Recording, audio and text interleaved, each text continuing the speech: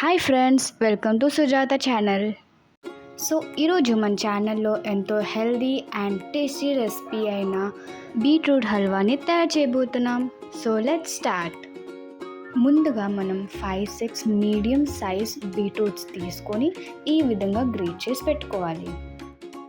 ఇప్పుడు కుక్కర్లో 2 స్పూన్స్ ఘీ వేసి కాసేపు వేడైన తర్వాత ముందుగా గ్రేట్ చేసుకున్న బీట్రూట్స్ వేసుకొని ఫ్రై చేసుకోవాలి.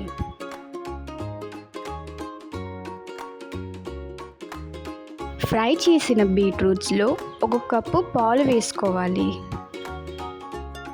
మొత్తం అంతా బాగా కలిసేలా కలుపుకొని ఉడికించుకోవాలి.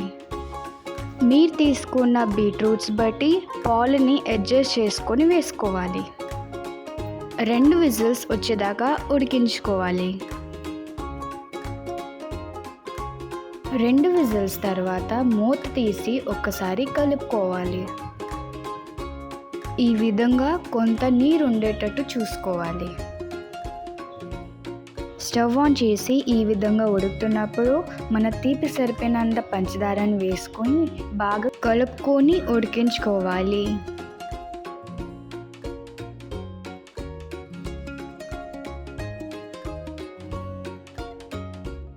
ఈ విధంగా నీరు మొత్తం ఇంకేదాకా ఉడికించుకోవాలి.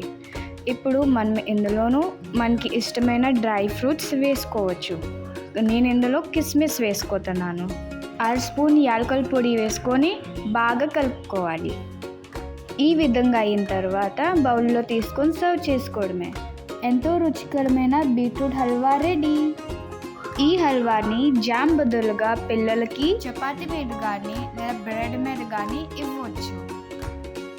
ఈ హెల్దీ రెసిపీ మీకు నచ్చినట్టుంటే లైక్ చేసి కామెంట్ పెట్టండి.